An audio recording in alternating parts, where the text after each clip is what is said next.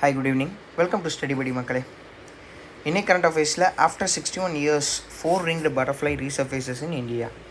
So 2024 prelims கொஷினில் வந்து butterfly பற்றி கேட்டிருந்தாங்க. அதாவது அது வந்து பாய்சனஸ் இருக்கா அப்படிங்கிற மாதிரி வந்து பாய்சன் பட்டர்ஃப்ளைலாம் இருக்கா, பட்டர்ஃப்ளை ஃப்ராகு இதெல்லாம் வந்து யூபிஎஸ்சியுடைய ப்ரிலிம்ஸில் கேட்டிருந்தாங்க. அடிப்படையான கேள்வி தான். இப்போ இதில் இருக்கக்கூடிய விஷயத்தில் வந்து ஒரு 4 ringed பட்டர்ஃப்ளை அப்படிங்கிறது வந்து 61 வருடங்கள் கழித்து இந்தியாவில் வந்து பார்த்துருக்கிறதா சொல்கிறாங்க. எந்த இடத்துல சொல்கிறாங்கன்னா நார்த் ஈஸ்டர்ன் ஸ்டேட்ஸில், அதுவும் நம்தப்பா நேஷ்னல் பார்க்கில் வந்து சொல்கிறாங்க. நம்தப்பா நேஷ்னல் பார்க் ரொம்ப ரொம்ப இம்பார்ட்டன்ட். எங்கே இருக்குது இந்த நம்தப்பா நேஷ்னல் பார்க் அப்படின்னா வந்து அருணாச்சல் பிரதேஷில் இருக்குது. இப்போ இந்த நம்தப்பா நேஷ்னல் பார்க் வந்து இட் பார்டர்ஸ் வித் மியான்மர். இதுதான் வந்து இருக்கிறதுலே ஈஸ்டர்ன் மோஸ்ட் டைகர் ரிசர்வ். இதெல்லாம் நமக்கு வந்து ப்ரிலிம்ஸ்க்கு ரொம்ப ரொம்ப இம்பார்ட்டண்ட்டான பாயிண்ட்ஸ். ஸோ நம்தப்பா அப்படிங்கிறது வந்து அருணாச்சல் பிரதேஷில் இருக்கக்கூடிய ஒரு டைகர் ரிசர்வ். அந்த டைகர் ரிசர்வ் அப்படிங்கிறது அதில் என்ன ஸ்பெஷல் அப்படின்னா இதுதான் இருக்கிறதுல eastern most.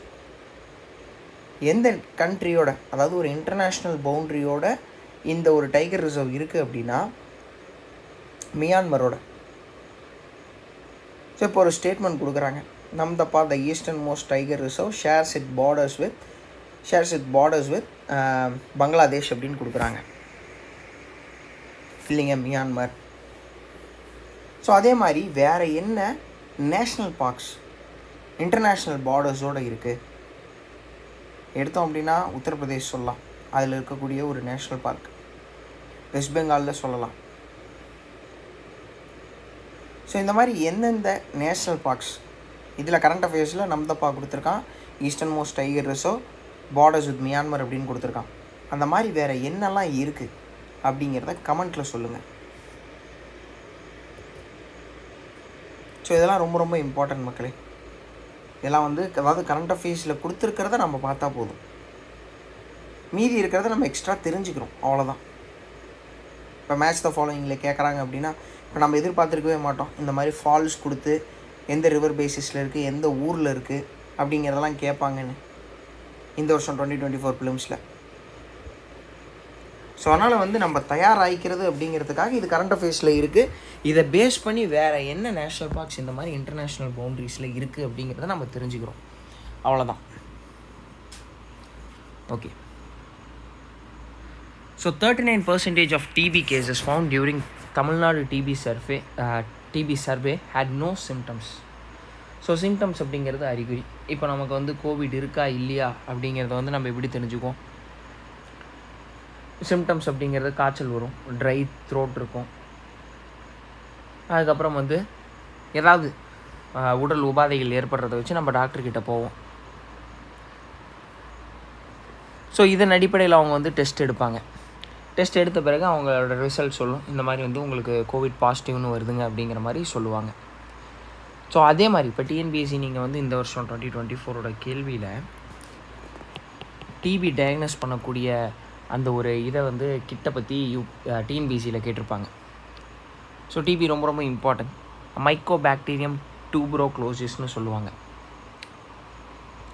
Mycobacterium tuberculosis. So இந்த வகையான பாக்டீரியாவால் டிபி அப்படிங்கிற ஒரு நோய் ஏற்படுது.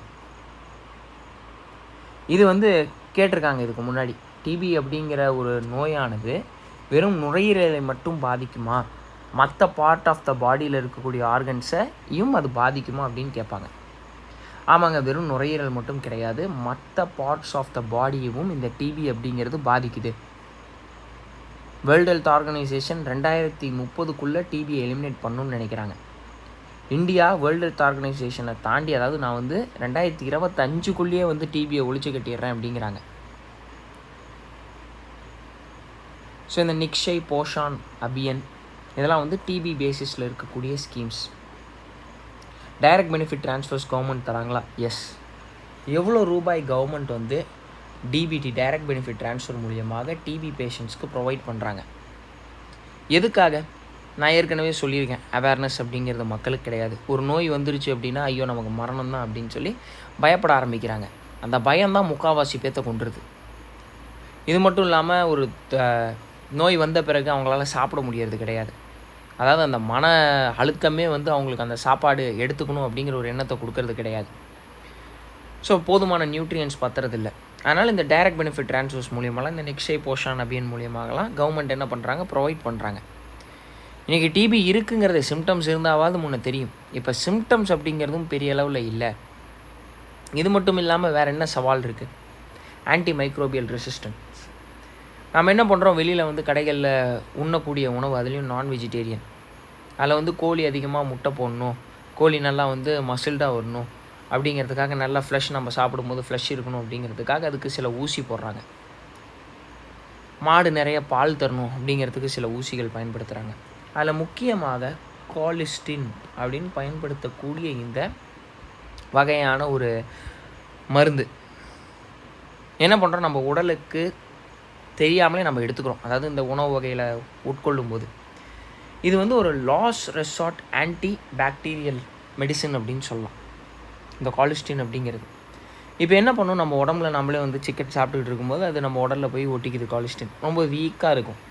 அதை வந்து நம்மளுடைய உடம்புல ஏற்கனவே நோய் இருக்குது அப்படின்னா அந்த நோய் வந்து இந்த கோலிஸ்டின் ஏற்கனவே சண்டை போட்டு கோலிஸ்டின் அடித்து கொண்டிருக்குங்க. ஏன்னா இந்த கோலிஸ்டின் அப்படிங்கிறது ஆன்டி பாக்டீரியல். அப்போ இதுக்கப்புறம் எனக்கு டிபி வரும்போது நான் போய் நிற்கிறேன் டாக்டர்கிட்ட. அவர் எனக்கு வந்து லாஸ்ட் ரெசார்ட்டாக கடைசியாக வச்சுருக்கக்கூடிய ஒரே ஆயுதம் இந்த கோலிஸ்டின் தான் தம்பி, இதை உனக்கு போட்டு நீ வந்துட்டு உனக்கு டிபி அடங்கலை அப்படின்னா கஷ்டம்தான் அப்படின்றாங்க. அப்போ இந்த கோலிஸ்டினை என் உடம்புல செலுத்தும் போது ஏற்கனவே கோலிஸ்டினுக்கு அந்த பாக்டீரியா வந்து ரெடி ஆகிருக்கும். ஏன்னா நான் சிக்கன் சாப்பிடும்போது அது வந்து ரெடி ஆகிடுச்சு, இவன் தானே டம்மி பையன் அப்படிங்கிற மாதிரி அது ரெடி ஆகிருக்கும். இப்போ கோலிஸ்டினை முழுக்க என் உடம்புல செலுத்தும் போது இவன் தான் மெமரி ரெசெப்டார்ஸ்லாம் வந்து அந்த வைரஸில் இருக்கக்கூடியது வந்து இவன் தாண்டா அப்படின்னு சொல்லும். ஸோ அப்போ அது வேலை செய்யாது. இதை தான் ஆன்டி மைக்ரோபியல் ரெசிஸ்டன்ஸ் அப்படின்னு சொல்கிறாங்க. ஸோ இதெல்லாம் வந்து டிபி நோய்களில் வரக்கூடிய சவால்கள், சேலஞ்சஸ். இதில் நம்ம எங்கே 2025 எலிமினேட் பண்ணுவோம் அப்படிங்கிறது சிரமமான ஒரு விஷயந்தான். ஏன்னா மக்களுக்கு விழிப்புணர்வே கிடையாது. ஏதாவது ஒரு நோய் வந்தால் இவங்க இந்த நம்ம ஃபோன் பண்ணும்போதெல்லாம் கோவிட் இருக்கும்போது வந்துட்டு நாம் நோயுடன் போராட வேண்டும், நோயாளியுடன் அல்ல அப்படின்வாங்க. இங்கே நோயாளியோட தான் போராடுறாங்க. எது கம்யூனிகபிள், எது நான் கம்யூனிகபிள் அப்படிங்கிற எந்த வகையிலலாம் அது கம்யூனிகபிள் இதெல்லாம் தெரிஞ்சுக்கிறதே இல்லை. அவேர்னஸ் சுத்தமாக கிடையாது. நீ கேன்சர் அப்படிங்கிறது கம்யூனிகபிள்னு நிறைய பேர் நினச்சிட்டு இருக்காங்க. ஓகே, ஸோ முக்கியமாக ரெஸ்பிரேட்டரி சிஸ்டம் இது வந்து பெரிய லெவலில் பாதிக்குது. நிறைய மாலிகுலர் டெஸ்ட்லாம் எடுத்து இந்த டிடெக்ஷன் அப்படிங்கிறது வந்து டிபி இருக்கா இல்லையா, ஏன்னா சிம்டம்ஸே பெருசாக தெரியறது கிடையாது. நமக்கு என்ன தெரியணும், இது வந்து மைக்கோபாக்டீரியம் டியூபரோக்ளோசிஸ் அந்த வகை பாக்டீரியாவால் இது வந்து டிபி அப்படிங்கிறது ஏற்படுது அப்படிங்கிறது நமக்கு தெரியணும். நல்லா ஞாபகம் வச்சுக்கோங்க. TB is caused by virus அப்படின்னு கொடுத்தாங்கன்னா கிடையாது அப்படின்றத நம்ம சொல்லணும். அந்த ஸ்டேட்மெண்ட்டுக்கு நமக்கு ஆன்சர் தெரியணும். So under water mapping reveals insights into melting of ice shelves. நீங்கள் யூபிஎஸ்சியோடைய ப்ரீவியஸ் இயர் கொஷின்ஸ் எடுத்து பாருங்கள். அவங்களுடைய கேள்விகள் மேக்ஸிமம் என்சிஆர்டிலேருந்து ரிஃப்ளெக்ட் ஆகும். மேக்ஸிமம் நீங்கள் எது வேணால் எடுத்து பாருங்கள், என்சிஆர்டிலேருந்து தான் அதிகபட்ச கேள்விகள். இப்போ இது எதுக்காக நான் எடுக்கிறேன் அப்படின்னா, நீங்கள் வெறும் ஜியாகிரஃபி அப்படிங்கிறப்ப கடந்த 10 வருஷ கேள்விகளை சால்வ் பண்ணிங்கன்னா மோரார்லெஸ் போதும். மோரார்லெஸ் ப்ரீவியஸ் இயர் கொஷின்ஸு அதில் பார்த்தோன்னா எங்கேருந்து நமக்கு அதிகமான தண்ணீர் இருக்குது அப்படிங்கிறது, ரிவர் அப்படிங்கிறது லீஸ்ட்டு. நீங்கள் 2022 கூட இந்த கேள்வி கேட்டிருந்தாங்க. ரிவர் அப்படிங்கிறது இருக்கிறதுலையே least. Ice caps, ground water, even லேக்ஸில் கூட ரிவர்ஸை விட அதிகமாக இருக்குது. ஏன் ஏர் மாய்ஸ்சரில் கூட ரிவர்ஸை விட அதிகமாக இருக்குது. ஏரில் ரிவர் அப்படிங்கிறதுல தான் தண்ணீர் வந்து லீஸ்டாக இருக்குது. ஐஸ் ஷெல்ஃப்ஸில் தான் தண்ணீர் அதிகமாக இருக்குது. இப்போ இந்த ஐஸ் அப்படிங்கிறது உருகி வருது அப்படின்னா என்ன ஆகும், சீ லெவல் அப்படிங்கிறது இன்க்ரீஸ் ஆகும். சீ லெவல் இன்க்ரீஸ் ஆகுதுன்னா என்னென்ன பிரச்சனைகள், கோரல்ஸ்க்கு வந்து வளர்கிறதுக்கு அடிப்படை தேவையே ஷாலோ வாட்டர். டீப் வாட்டர்லையும் கண்டுபிடிச்சிருக்காங்க. பட் நீங்கள் இந்த கிரேட் பேரியர் ரீஃப்லாம் எடுக்கும்போது ஷாலோ வாட்டர்ஸ்னால் ஆழம் கம்மியாக இருக்கக்கூடிய இடங்கள். சீ லெவல் இன்க்ரீஸ் ஆகும்போது ஆழம் கம்மியாக இருக்கக்கூடிய இடத்துல மட்டும் வளரக்கூடிய கோரல்ஸ் அப்படிங்கிறது பாதிப்பு ஏற்படுது. ஸோ இந்த ஐஸ் ஷெல்ஃப்ஸ்லாம் உருகிறதுனால, சீ லெவல் இன்க்ரீஸ் ஆகிறதுனால நான் சொல்லக்கூடியது வெறும் இந்த கோரல்ஸ்க்கு ஏற்படக்கூடிய பாதிப்புகள் மட்டும்தான். இன்னும் நிறைய பாதிப்புகள் வந்து மற்ற உயிரினங்களுக்கும் ஏற்படும்.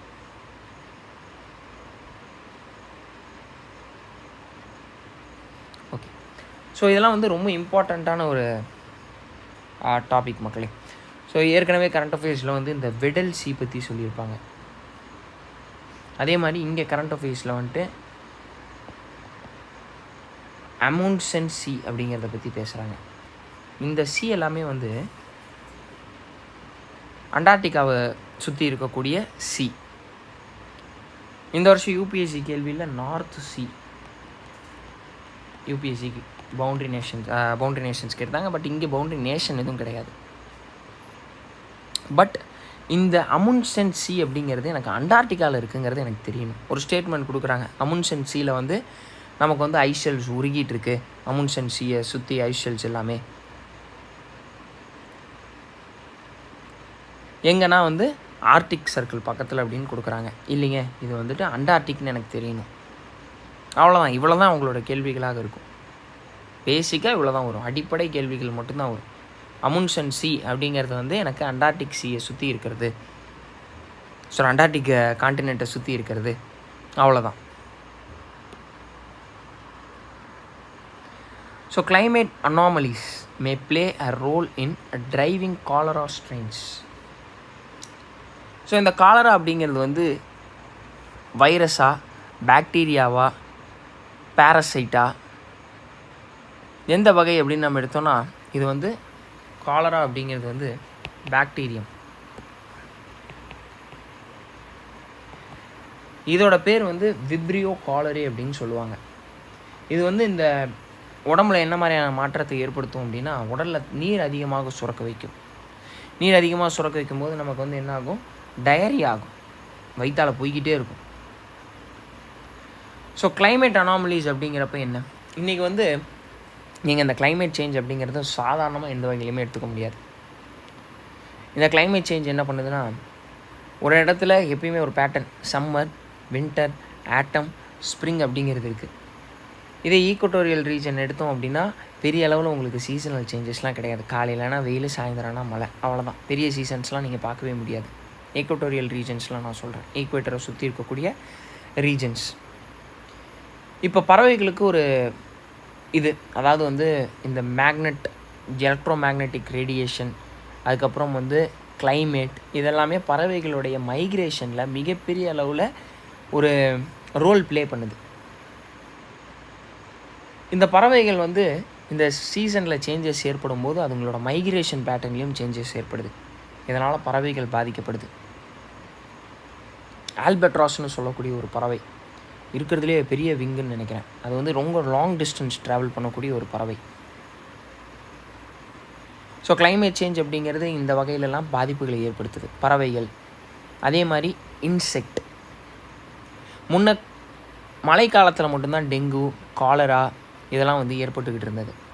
இப்போ என்ன பண்ணுது, climate பேட்டர்னில் சேஞ்சஸ் ஏற்படும் போது மழை நினச்ச நேரத்திலலாம் பெய்யுது. அப்போ என்ன ஆகும், தேங்கின தண்ணியில் வந்து டெங்கு பரப்பக்கூடிய கொசுக்கள் வந்து முட்டையிட்டு இனப்பெருக்கத்தில் ஈடுபட்டு கும்மாளமாக இருக்குங்க. ஸோ அப்போ என்ன ஆகுது, எனக்கு வந்து இது வரைக்கும் நான் நவம்பர் டிசம்பரில் தான் டெங்கு வரும்னு யோசிச்சுட்டு இருந்தேன். இப்போ மழை வந்து நல்லா பெஞ்சு மற்ற நேரங்களையும் climate சேஞ்சினால் வந்து மற்ற சம்மர் டைம்ஸில் கூட எனக்கு வந்து டெங்கு வர ஆரம்பிக்குது. ஸோ புது வகையான மியூட்டன்ட் ஏற்பட்டு புது வகையான ஸ்ட்ரெயின்ஸ் எல்லாம் உருவாகுது. ஸோ climate சேஞ்ச் அப்படிங்கிறது நோயவும் உருவாக்கிட்டு இருக்கு, ஃப்ரீக்வெண்ட்டாக உருவாக்குது. அதுலேயும் இங்கே எல் நினோ அப்படிங்கிற ஒரு விஷயத்தை பற்றி பேசியிருக்காங்க. கண்டிப்பாக எல்லோரும் கேள்விப்பட்டிருப்பீங்க. எல் நினோ, லானினா, என்சோ அப்படிங்கிறது சதர்ன் ஆக்சிலேஷன். எங்கே நடக்குது, சதர்ன் சைடு ஆஃப் தி பூமியில் சதர்ன் ஹெமிஸ்பியரில் நடக்குது. இன்னும் பெரிய விஷயம், பெரிய டாப்பிக்கே கிடையாதுங்க. எல் நினோ அப்படிங்கிறது ரொம்ப சிம்பிளான ஒரு டாபிக், ரொம்ப சிம்பிள். ஈக்குவேட்டர் கிட்ட எனக்கு ட்ரேட் விண்ட்ஸ் அப்படிங்கிறது உருவாகுது. இந்த இடத்துல அப் டு 0லேருந்து 30 டிகிரிக்குள்ளே வந்துட்டு south east trade wind, north east trade wind. இந்த சவுத் ஈஸ்ட் ட்ரேட் விண்டு தான் வந்து நமக்கு என்னவாக மாறும் அப்படின்னா, இந்தியா கிட்ட வரும்போது சவுத் வெஸ்ட் மான்சூனாக மாறும் கோரியாலிசிஸ் ஃபோர்ஸ்னால். இந்த வருஷம் யூபிஎஸ்சி ஃபிலிம்ஸில் கோரியாலிசிஸ் ஃபோர்ஸுன்னு கேட்டாங்க. அடிப்படை தான், எதுவும் பெருசாலாம் கேட்குறதே கிடையாது. கோரியாலிசிஸ் ஃபோர்ஸ் அப்படிங்கிறது ஈக்குவேட்டர், அதாவது ஈக்குவேட்டர்லேருந்து போலுக்கு போகும்போது ஸ்ட்ராங் ஆகுமா? ஆமாங்க. விண்டோட ஸ்பீடோட டைரக்ட்லி ப்ரொபோஷனலாக இந்த 2 ஸ்டேட்மெண்ட் தான் கேட்டிருந்தோம். அவ்வளோ பேசிக்காக கேட்டிருந்தோம். ஸோ இந்த ட்ரேட் விண்ட்ஸ் அப்படிங்கிறது இது south east trade wind, north east trade wind. இந்த ட்ரேட் விண்ட் வந்து வீக் ஆகுது அப்படின்னா, வீக் ஆகும்போது இதை வந்து நீங்கள் சவுத் அமெரிக்கான்னு வச்சுக்கோங்க. சும்மா வரைஞ்சிருக்கேன், சவுத் அமெரிக்கான்னு வச்சுக்கலாம். வீக் ஆகும்போது என்ன ஆகும், இந்த ட்ரேட் விண்ட்ஸ் வந்து வார்ம் வாட்டரை வந்து ஆஸ்திரேலியா சைட் புஷ் பண்ணாது. நான் சொல்கிறது வந்து சதர்ன் பசிபிக் ஓஷனில் இந்த கதையை சொல்லியிருக்கேன். இது வந்து எங்கே நடக்குது அதெல்லாம் நமக்கு தெரியணும். இது பசிபிக் ஓஷனில் நடக்குதுங்க. நான் எல்லினோட பேசிக்கெலாம் தெரிஞ்சுக்கிட்டு அட்லாண்டிக் ஓஷன் ஸ்டேட்மெண்ட்டில் கொடுத்துருந்தானா ஐயோ எனக்கு குழப்பமாகுது அப்படின்னு யோசிக்கக்கூடாது. இது வந்து பசிபிக் ஓஷனில் நடக்கக்கூடிய ஒரு ஈவெண்ட். ட்ரேட் விண்டு ஸ்லோவாகும்போது என்ன ஆகும், ட்ரேட் விண்ட் வேகமாக இருந்தது அப்படின்னா warm water Australia side push பண்ணும். ஸ்ட்ராங்காக இருந்ததுன்னா, வீக்காக இருக்கும்போது வந்து இதை வாக்கர் சைக்கிள்னு சொல்லுவாங்க. வாக்கர் சைக்கிள்னால் ஒன்றும் கிடையாது. வார்ம் வாட்டர் எந்த இடத்துல தேங்கி நிற்கிதோ அந்த இடத்துல தண்ணீர் ஆவியாக மாறும். ஆவியாக மாறுது அப்படின்னா மேலே ஒரு இடத்துல போய் கண்டென்ஸ் ஆகி திரும்பி நமக்கு வந்து மழையாக பெய்யும், ப்ரெசிபிடேஷன். அவ்வளோதான், இதுதான் வாக்கர் சைக்கிள். இந்த வார்ம் வாட்டர் பெரு பக்கத்துலேயே வந்து, அதாவது வீக்கஸ்ட்டு ட்ரேட் விண்ட் இருக்கும்போது பெரு பக்கத்துலேயே ஃபார்ம் ஆகி அங்கேயே மழை பெஞ்சது அப்படின்னா உங்களுக்கு இந்தியா ஆஸ்திரேலியாவில் மழை பெய்யாது. அது பேர் எல் நினோ. லானினா அப்படிங்கிறது இந்த ட்ரேட் விண்ட் வேகமாக இருக்கும்போது ஆஸ்திரேலியா பக்கம் வந்து வார்ம் வாட்டர் தேங்கி நிற்கும். அப்போ அந்த இடத்துல தண்ணியெல்லாம் எவாப்ரேட் ஆகி ஆகாயத்தில் கண்டென்ஸ் ஆகி கீழே மழையாக பெய்யும். லானினா அப்படிங்கிறது இந்தியாவுக்கு நல்லதை ஏற்படுத்தும். நம்மளோட மான்சூனில் அது இன்ஃப்ளூயன்ஸ் பண்ணும்.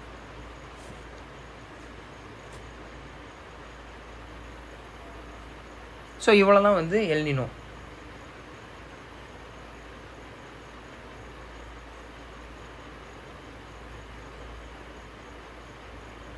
ஓகே மக்களே, ஸோ இப்போ வந்து இந்த எல் நினோ லானினா அப்படிங்கிறதும் மழையில் சேஞ்சஸ் ஏற்படுத்துது. மழை பெஞ்சது அப்படின்னா தண்ணி தேங்கி நிற்கும். தண்ணி தேங்கி நின்னா இதுதான் சான்ஸ்னு மஸ்கிட்டோ வந்து முட்டையை போட்டு ஜூட் அப்படின்னு கிளம்பிகிட்டே இருக்கும். இது நோய்களை ஏற்படுத்துது. இதை பேஸ் பண்ணி ஏதாவது கேள்வி வந்திருக்கா? ஆமாம், 2023 என்னப்பா இது? எஸ். சரி, 2022 இதை பற்றி கேள்வி கேட்டிருக்காங்களா? என்னடா இது கொசு வச்சு இத்தனை கேள்வி கேட்டிருக்காங்க அப்படின்லாம் எடுத்து பாருங்கள் நீங்கள். இதெல்லாம் நம்ம வந்து சின்ன சின்னதாக எதெல்லாம் நினைக்கிறோமோ அதுதான் கேள்வியாக வருது. ரொம்ப பேசிக் தான் கேள்வியாக இருக்கும். நீங்கள் கொஷின் பேப்பர் எடுத்து பார்த்தீங்கன்னா ஆச்சரியப்படுவீங்க. என்ன இது நான் என்னமோ நினச்சிக்கிட்டு இருந்தேன். நீங்கள் ஸ்டாண்டர்ட் புக்ஸை ஃபாலோ பண்ணுறத விட என்சிஆர்டி படிச்சுட்டு போயிடலாம். கரண்ட் அஃபேர்ஸில் இருக்கிறது நானே முக்கால்வாசி கிளாஸ் எடுத்துறேன். ஜியாகிரஃபிலேருந்து இது எல்லாமே, சயின்ஸ் அண்ட் டெக்லேருந்து எல்லாமே பார்த்துட்றோம். ரொம்ப ரொம்ப சிம்பிளுங்க, ரொம்ப ரொம்ப சிம்பிள். நீங்கள் கேள்விகளை எடுத்து பார்த்தீங்க அப்படின்னா அவன் ஈஸியாக கேட்குறான். ஆனால் நம்ம என்ன பண்ணுறோம் அப்படின்னா, இந்த 10ஆம் கிளாஸ் 12ஆம் கிளாஸ் படிக்கும்போது என்ன நம்ம பண்ணோம், மனப்பாடம் பண்ணி நம்ம பார்க்குற கேள்வி வர வரைக்கும் நம்ம வந்து அடம் பிடிச்சி உட்காந்துருக்கோம். அதே தான் இங்கே அப்ளை பண்ணுறோம். அதே தான் இங்கேயும் நம்ம கொண்டு வரோம். அதே ஹேபிட்டை இங்கே கொண்டு வரோம். ஆனால் நம்மளோட வடக்கு நண்பர்கள் அப்படி பண்ணுறது கிடையாது. அவங்களுக்கு வந்து அந்த எக்ஸ்போஜர் இருக்குது. நல்லா சிபிஎஸ்சி அது இதுன்னு ஜம்முன்னு படிச்சுட்டு நல்லா வந்து அவங்களுக்கு அந்த ரிலேட் பண்ண தெரியுது. ஒன்றோட ஒன்று வந்து நம்ம எப்படி ரிலேட் பண்ணி எப்படி இதை படிக்கிறது, நம்ம தினம் பார்க்கக்கூடிய விஷயங்கள் அதுலேருந்து தான் கேள்விகள் வருது. இதெல்லாம் ட்ரைக்ளோசன்லாம் யூபிஎஸ்சி கேட்டிருக்கான். நீங்கள் எடுத்து பாருங்கள் உங்களோட டூத்பேஸ்ட்டில் ட்ரைக்ளோசன் இருக்கான்னு. அப்பா டாய்லெட்ரீஸில் ட்ரைக்ளோசன் இருக்கா? இதுதான் யூபிஎஸ்சியோடைய கேள்விகள். அதுக்காக வீட்டில் இருக்க எல்லா ப்ராடக்ட்ஸையும் பார்க்க வேணாம். நான் என்ன சொல்கிறேன், உங்கள் கண்ணு முன்னாடி இருக்கக்கூடிய விஷயங்கள்ல தான் அதிகமான கேள்விகள் வருது அப்படிங்கிறேன். எல்லாமே பேசிக், எல்லாமே கரண்ட் அஃபேர்ஸ். ரொம்ப ரொம்ப இம்பார்ட்டன்ட் இந்த கரண்ட் அஃபேர்ஸ் அப்படிங்கிறது. சில பேர் சொல்லுவாங்க நான் கன்வென்ஷனல் படித்தேனாவே போதும், history, geography, polity, economics. Yes, ஆனால் அதையே ஸ்ட்ராங்காக இருக்கணும். ப்ளஸ் இந்த கரண்ட் அஃபேர்ஸ் ஓரளவுக்கு பேலன்ஸ் பண்ணுறதுக்கு 60 கேள்வி கரெக்டாக வாங்களேன், நிம்மதியாக இருக்கலாம். ஸோ அதே தாங்க திரும்பி அதே மேக்ஸிமம் அங்கேயே நம்ம பேசினது எல்லாத்தையுமே இங்கேயே நான் எடுத்துட்டேன். ஒன்றும் பெருசாக கிடையாது. அதாவது ஃபைட்டிங் மஸ்கிட்டோ மெனஸ் இந்த இடத்துல தான் வந்து நான் அந்த ஓல்பாச்சியா அப்படிங்கிறத எழுதணும்னு நினச்சேன். அங்கேயே மேலேயே எழுதிட்டேன். இதுதான் வந்து 2023 யூபிஎஸ்சி கேள்வி. இங்கே என்ன நம்ம பார்க்குறோம் அப்படின்னா, மலேரியாவுக்கு வேக்சின் இருக்குது, மேஸ்குரிக்ஸ். இந்த வேக்சின் பற்றி பார்க்குறோம். மலேரியா அப்படிங்கிறது வந்து எந்த வகையில் ஏற்படுது அப்படிங்கிறது. விப்ரியோ காலரே வந்து நம்ம காலராக்கு பார்த்துருந்தோம். மலேரியா அப்படிங்கிறது பிளாஸ்மோடியம் பேரசைட் இன்ஃபெக்டட் மஸ்கிட்டோ நம்மளை வந்து கடிக்கும் போது ஏற்படுத்தக்கூடிய ஒரு நோய். மஸ்கிட்டோ பைட்ஸ் அப்படிங்கிறது வந்து மலேரியா, டெங்கு, ஃபிலேரியா, ஜாப்பனீஸ் என்செஃபலிட்டிஸ், சிக்கன் குனியா ஏகப்பட்ட நோய்களை ஏற்படுத்துது. அந்த கொசுவை கட்டுப்படுத்துறதுக்கு தான் இந்த மெத்தட். இதுக்கு வேக்சினும் இருக்குது. ஓகேங்களா. இங்கே கொடுத்துருக்காங்க, நான் லெமன் கிராஸ் பற்றி 2022 கேட்டிருந்தாங்க அப்படின்னு. இங்கே கொடுத்துருக்கான் பாருங்க. People in rural areas where rice wheat breeding occurs and has a lot of stagnant water can use camphor and leaves of tulsi plants, both of which are used in their homes for prayers. The plant citronella offers an oil that is an effective mosquito repellent, out of which the mosquito repellent Odomos is produced. So அப்போ இங்கே வந்து இதை பற்றி UPSC கேட்டாங்க, lemon grass பற்றி கேட்டாங்க. Maybe அடுத்த வருஷம் இதை கூட கேட்கலாமே. எனக்கு வந்து பிளான்ட்டில் இருக்கக்கூடிய சிட்ரோனெல்லா அப்படிங்கிறது வந்து விச் ஆஃபர்ஸ் அண்ட் ஆயில், அதுலேருந்து உருவாகக்கூடிய அந்த ஆயில் என்ன பண்ணுதுன்னா மஸ்கிட்டோவை ரிப்பலண்ட் பண்ணுது. இதை தான் வந்து நிறைய கம்பெனிஸ் எடுத்து ஓடோமோஸ் அப்படின்னு தயாரித்து விற்பனை செஞ்சுக்கிட்டு இருக்காங்க. இவ்வளோ தான் சிம்பிளாக. சிட்ரோனெல்லா அப்படிங்கிறது எது சம்மந்தமானது? Mosquito repellent. வீட்டில் இருக்கக்கூடிய துளசி செடி, கேம்ஃபர்லாம் இந்த ஆயில் வி கேன் ப்ரொடியூஸ் அப்படிங்கிறாங்க. அவ்வளோதான், சிம்பிள். நீங்கள் இப்போ கரண்ட் அஃபேர்ஸ் மட்டும் நம்ம சொல்கிறத எழுதி வைங்களேன், அவ்வளோதான், முடிஞ்சு போதும்.